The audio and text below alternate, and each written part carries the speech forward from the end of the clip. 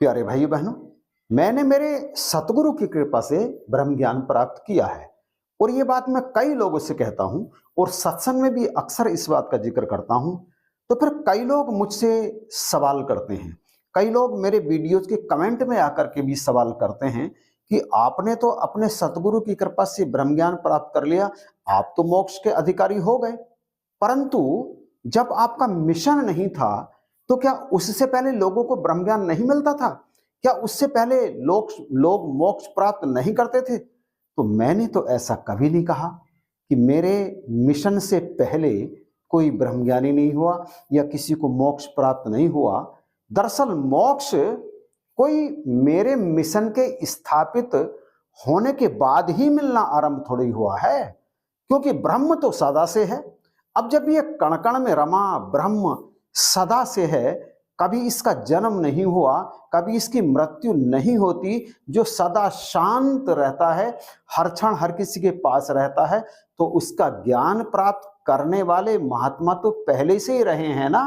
पुरातन जमाने से लोग ब्रह्म ज्ञान प्राप्त करते रहे हैं और ब्रह्म ज्ञान प्राप्त करके वो मोक्ष के अधिकारी होते रहे हैं। तो मैंने तो ऐसा कभी भी नहीं कहा और ना ही मैं ऐसा कभी कह सकता हूं, क्योंकि मैं खुद इस बात को भली भांति जानता हूं ना कि चाहे युग कोई सा भी रहा हो, चाहे सतयुग की बात करें, त्रेता की बात करें, द्वापर की बात करें या फिर इस समय इस कलयुग की हम बात करें, ब्रह्मज्ञानी संत ऋषि महात्मा हर युग में रहे हैं और वो ब्रह्म ज्ञान का प्रचार प्रसार भी करते रहे हैं और अपने जिज्ञासु शिष्यों को ये ब्रह्म ज्ञान की दात देते भी रहे हैं। चाहे पुरातन युगों की हम बात करें, चाहे ब्रह्मा जी के मानस पुत्र वशिष्ठ जी हों, चाहे महामुनि पुलस्त जी हों, चाहे महर्षि अगस्त जी हों, अत्रि मुनि हों या फिर भारद्वाज मुनि हों। अब हम अगर दूसरी तरफ चलें तो चाहे विश्वामित्र जी हों या फिर इस युग में आकर के गुरु गोरखनाथ जी महाराज रहे हों या फिर आपके नानक देव जी महाराज रहे हों, कबीर दास रहे हों या फिर हम रविदास जी की बात कर लें, मीराबाई की बात कर लें, सब ब्रह्म ज्ञान प्राप्त करता थे, सब ब्रह्म ज्ञानी ऋषि थे, सब ब्रह्म ज्ञानी संत थे, ये जिनके नाम मैंने लिए हैं। और ये किसी एक युग वाले नहीं हैं।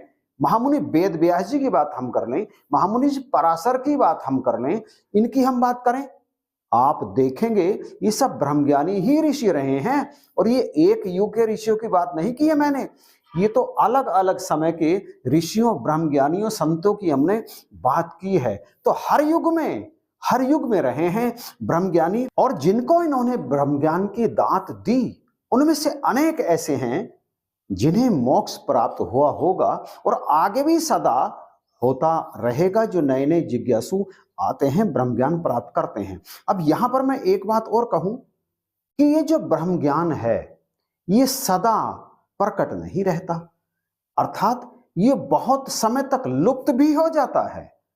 बहुत समय का तात्पर्य सैकड़ों साल तक, हजारों सालों तक ये लुप्त भी रह जाता है।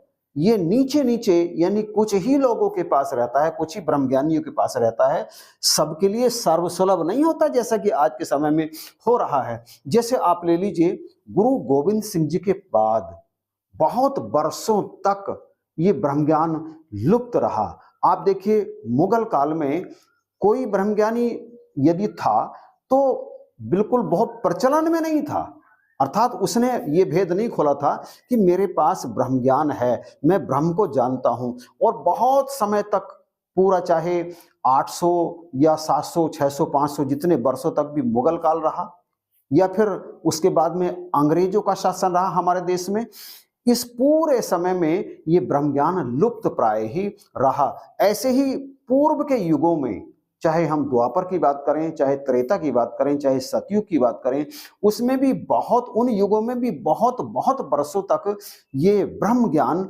ये ब्रह्म का ज्ञान, ये ब्रह्म नॉलेज लुप्त ही रही, सर्वसुलभ नहीं रही, अर्थात जन साधारण के लिए ये उपलब्ध नहीं रही। जन साधारण जान ही नहीं पाया उन समय में जब ये लुप्त रहता है कि ब्रह्म ज्ञान नाम की भी कोई विद्या इस संसार में मौजूद है, जिसे प्राप्त करके मनुष्य मोक्ष का अधिकारी बन जाता है। तो मैं तो यहां यह कहना चाहूंगा कि आज के समय में ब्रह्म विद्या सुलभ है, सतगुरु ब्रह्म ज्ञान प्रदान कर रहे हैं और ये जो ब्रह्म विद्या है इससे बड़ी कोई विद्या है ही नहीं, क्योंकि इसी विद्या से जीवन का कल्याण होता है और इसी विद्या से मोक्ष प्राप्त होता है और इसी विद्या से आवागमन का चक्र समाप्त होता है। तो इसीलिए मैं इसे सबसे बड़ी विद्या मानता हूं।